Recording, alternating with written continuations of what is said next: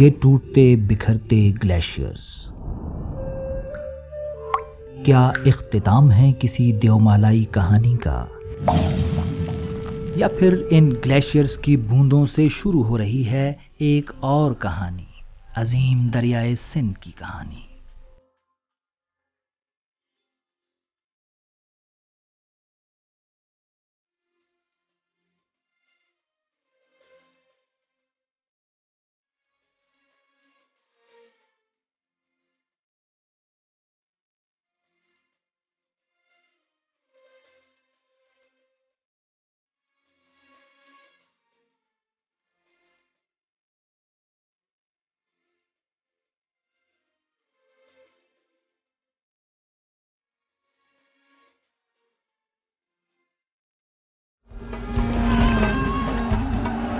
صدیوں پہلے سکندر اعظم دنیا کو فتح کرنے کا خواب آنکھوں میں سجائے یونان سے نکلا تو اس کے رستے میں آنے والے سفر کے مصائب اور دشمن کے لشکر دھول بن کر اڑتے چلے گئے، لیکن پھر ایک دریا نے اس فاتح کا رستہ روک لیا۔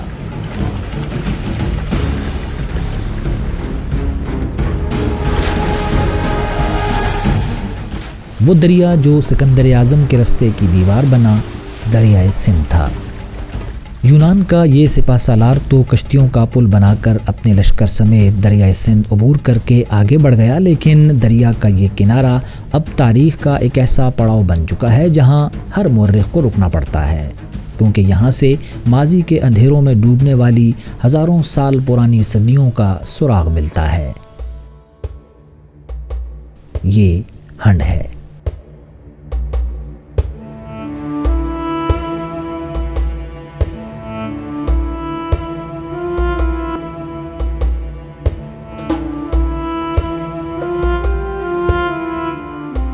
ہنڈ دریائے سندھ کے کنارے آباد ضلع سوابی کا ایک چھوٹا سا گاؤں ہے جسے تاریخ نے ایک بڑا مرتبہ عطا کیا ہے۔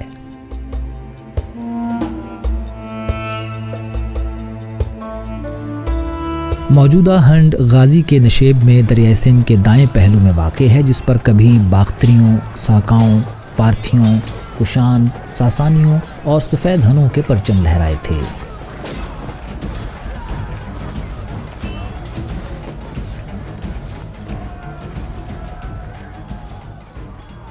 ہنڈ کا پرانا نام اد باندی پورا تھا، جس کا مطلب ہے پانی کے گڑھوں کا شہر۔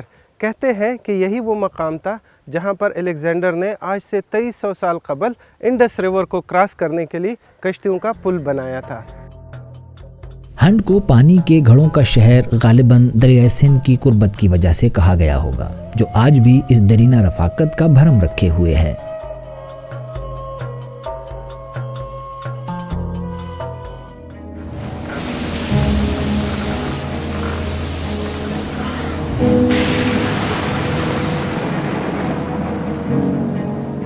ایک روایت یہ بھی کہتی ہے کہ یہ قدیم شہر 10,000 سال قبل طوفان نوح میں صفحہ ہستی سے مٹ گیا، لیکن بعد میں حضرت نوح علیہ السلام کی ہدایت پر آپ علیہ السلام کے بیٹے سام نے اپنے فرزند ہند کے نام سے اسے دوبارہ آباد کیا۔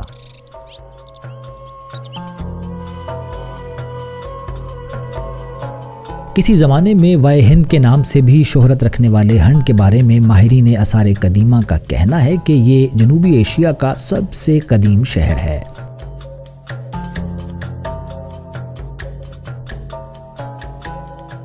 ہنڈ گندھارا کا تیسرا دارالحکومت کنسیڈر کیا جاتا ہے۔ آرکیالوجسٹ نے یہاں پر کھدائی کر کے تقریباً 2000 سال پرانے آثار نکالے ہیں۔ ان آثار سے ہمیں یہ پتہ چلتا ہے کہ یہ شہر تقریباً 2000 سال تک مسلسل آباد رہا ہے۔ یہاں سے ملنے والے آثار کو صوبائی حکومت نے محفوظ بنانے کے لیے اسی مقام پر ایک میوزیم بنایا ہے۔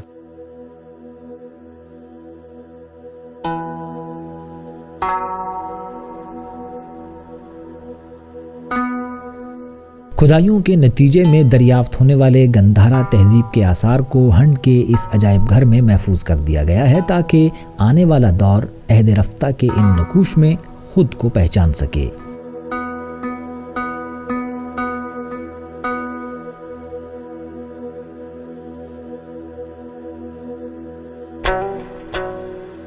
دریائے سندھ بھی اپنی شناخت کے اس طویل سفر میں ہے جس کے دوران کئی نام اس کی پہچان بنے، لیکن خیبر پختونخوا میں سب اسے اباسین کے نام سے جانتے ہیں، جس کے کنارے یعنی ہنڈ میں اس وقت ہم ڈیرا ڈالے ہوئے ہیں۔ وہ ایک ایسا گاؤں ہے جس کا ماضی نقاب الٹتا ہے تو تاریخ کے کئی کردار ایک ایک کر کے سامنے آنے لگتے ہیں۔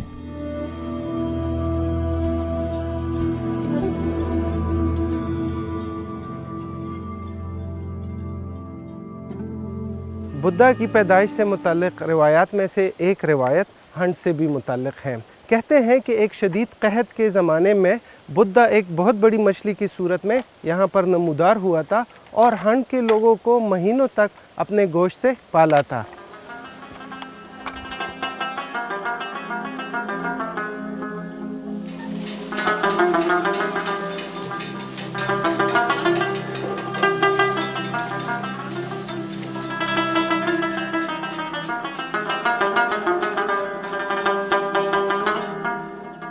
تاریخی روایات کی حقیقت کو پرکھنا تو مورخین اور محققین کا کام ہے، لیکن اس دریا کے ساتھ ساتھ سفر کرتے ہوئے ہم نے بارہا یہ دیکھا کہ ہزاروں افراد کا روزگار دریائے سندھ کی لہروں سے جڑا ہوا ہے۔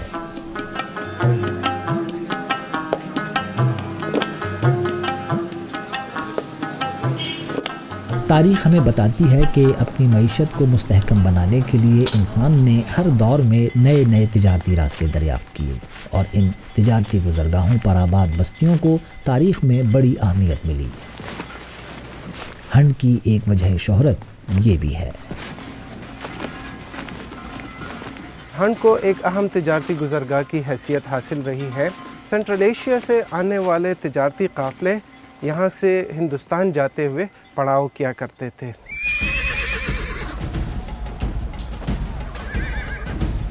870 عیسوی میں جب مسلمانوں نے کابل فتح کیا تو ہندو شاہیہ سلطنت کا دارالخلافہ بھی کابل سے ہنڈ منتقل ہو گیا، اور یوں آبادی کے پھیلاؤ کی وجہ سے ہنڈ کی حدود اس قریبی شہر کو چھونے لگیں جو آج چھوٹا لاہور کہلاتا ہے۔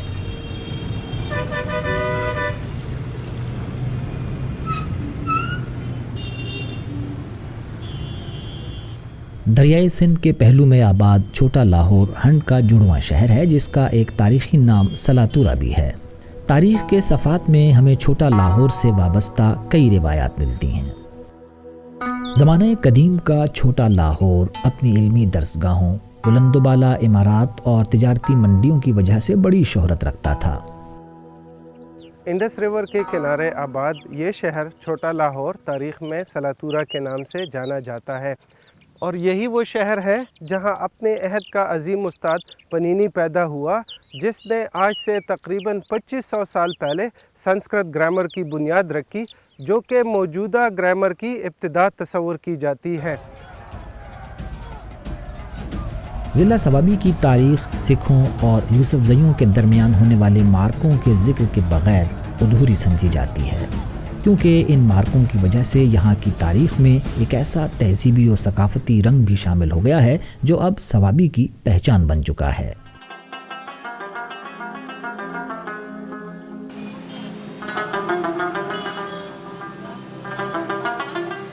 چھوٹے چھوٹے پھولوں والی یہ چادر چیل کہلاتی ہے، جس کا استعمال یہاں کی خواتین میں بہت عام ہے، لیکن اس کی تاریخ بہت خاص ہے۔ بنیادی روایات سے جو اس کے ساتھ بات منسوب ہے، پرانے وقتوں میں پختونوں اور سکھوں کے مابین جنگ لڑی گئی تھی، اس میں بیشتر پختون جو تھے وہ شہید ہو گئے تھے۔ جب ان کی لاشوں کو گھروں میں لایا گیا اور ان پہ سفید چادر چڑھائی گئی تو اس پہ خون کے دھبے تھے، تو اس وقت سے غیرت کے طور پہ اور ان کے ساتھ حرمت کے طور پہ یہاں کی خواتین نے یہ چادر جو ہے یہ اپنا لیا ہے۔ آج سوابی کی اس روایتی چادر پر نظر آنے والے پھول دراصل خون کے انہی دھبوں کی یادگار اور جرأت و بہادری اور حریت کی علامت ہیں۔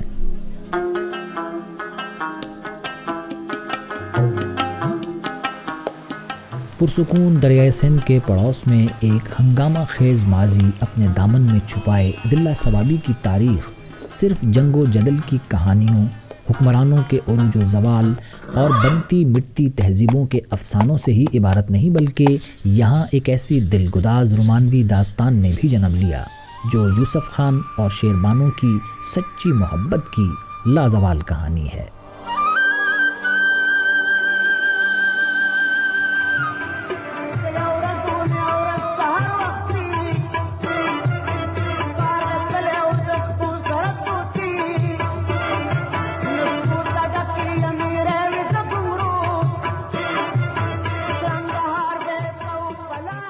پشتو زبان کے معروف شاعر علی حیدر جوشی نے یوسف خان شیربانو کی اس رومانوی داستان کو شاعرانہ پیرائے میں بیان کیا ہے، جس کا آغاز سوابی میں واقع کڑاکڑ کے ان پہاڑوں سے ہوتا ہے جہاں یوسف خان شکار کھیلنے کے لیے آیا کرتا تھا، لیکن پھر ایک دن خود شیربانو کے تیر محبت سے گھائل ہو گیا۔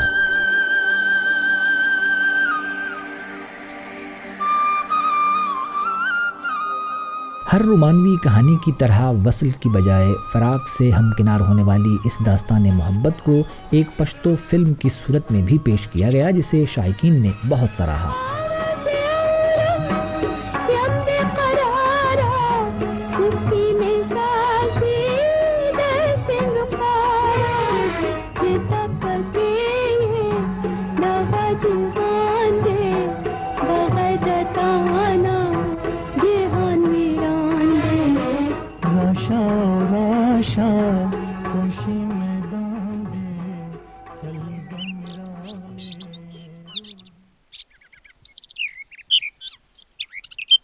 شیراغنڈ کے لوگ یوسف خان شیربانو کے قصے کو اپنی تہذیب و ثقافت کا ایک اہم حصہ سمجھتے ہیں اور اپنی تاریخ کے ان لافانی کرداروں کا ذکر بڑے احترام سے کرتے ہیں۔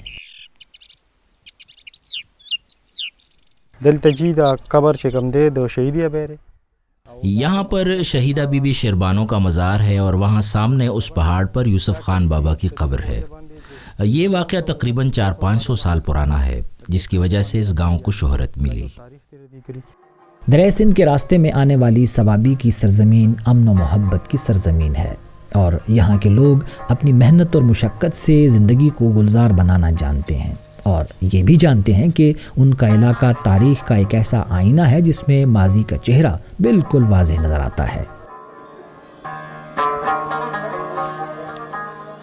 قدیم تاریخ بتاتی ہے کہ ہندو شاہیہ عہد میں ہنڈ کے قریب دمبور نامی ایک قصبہ بھی آباد تھا، جس کے بارے میں کہا جاتا ہے کہ یہی دمبور دراصل آج کا یار حسین ہے۔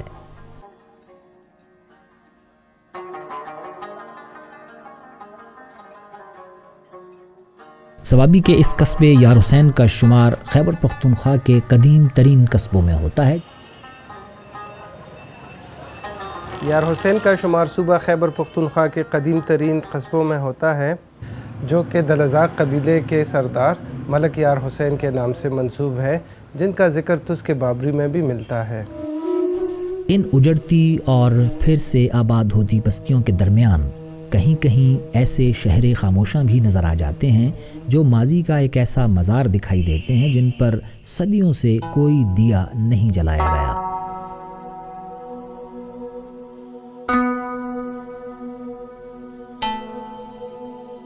آرکیالوجسٹ کے مطابق یار حسین کی تاریخ سینکڑوں سال پرانی ہے، جس کے آثار ہمیں مختلف سائٹس کی صورت میں اس قصبے کے ارد گرد ملتی ہیں۔ یہ شہر مختلف ادوار میں آباد اور برباد ہوتا رہا ہے۔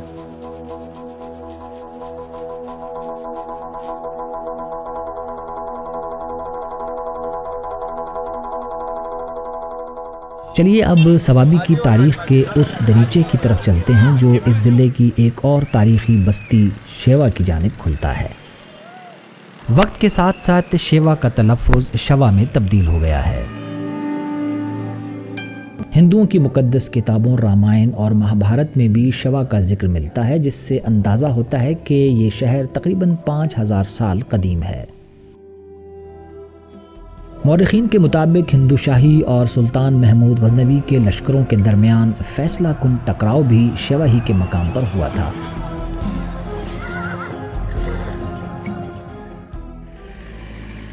ضلع بنیر اور ضلع سوابی کے سنگم پر واقع نوگرام کی تاریخ تقریباً 2000 سال پر محیط ہے۔ یہ شہر کسی زمانے میں سنگ تراشوں کا شہر کہلاتا تھا۔ बड़े बड़े माहिर संग तराश पत्थरों को बुद्धा की मूर्तियों की शक्ल में तराशते और फिर ये मूर्तियां दूर दराज के देशों को रवाना कर दी जाती।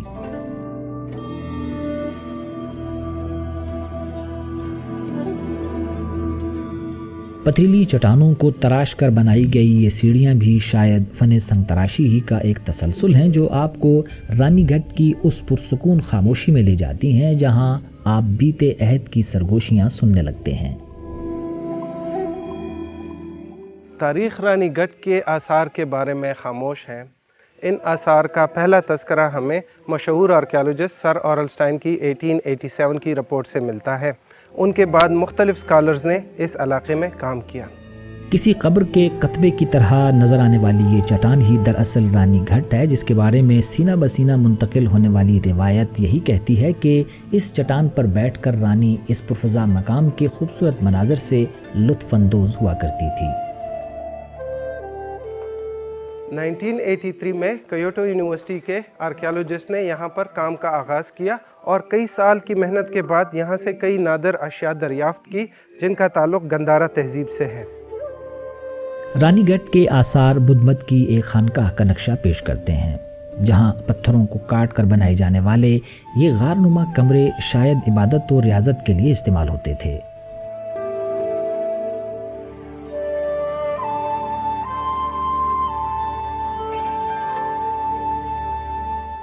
तारीख के इस फैले दामन में मुहक्किकीन और मुअर्रिखीन के लिए बहुत कुछ है।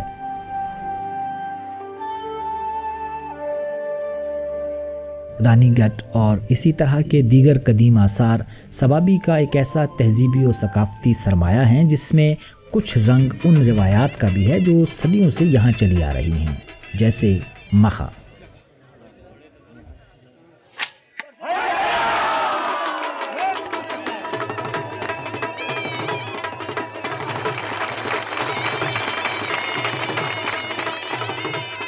मखा खेल का इनेकाद इस इलाके के लोगों के लिए तफरीह का एक बहुत बड़ा मौका होता है।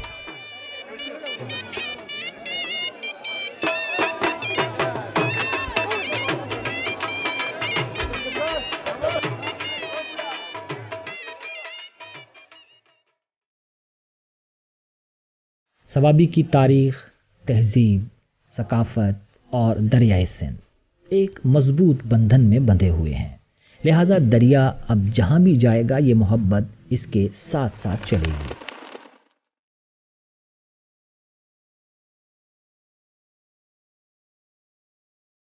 दरिया सिंध उन दरियाओं को भी मोहब्बत की ये कहानी ज़रूर सुनाएगा जो एक तवील सफ़र तय करके आते हैं और इसकी आगोश में समा जाते हैं, जैसे दरियाए काबल।